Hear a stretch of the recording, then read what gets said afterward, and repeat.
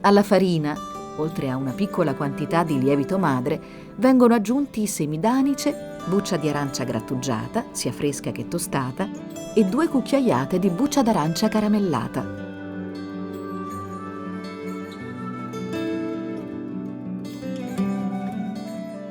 La sapa a questo punto viene versata e integrata nell'impasto.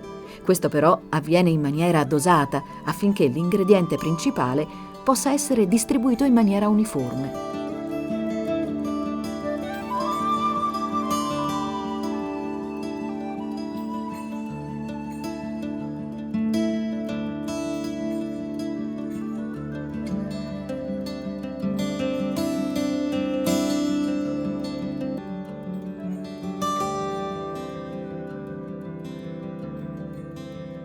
Quando la sapa è stata ben assorbita, l'impasto riceve le piccole uve secche e quindi nocciole e noci in abbondanza.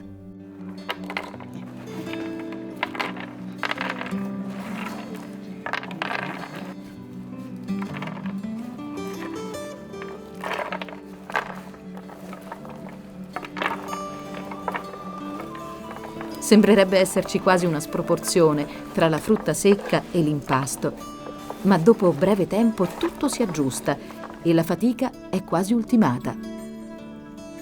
Adesso è necessario dividere il grande pane in porzioni più piccole e decorarlo con le mandorle.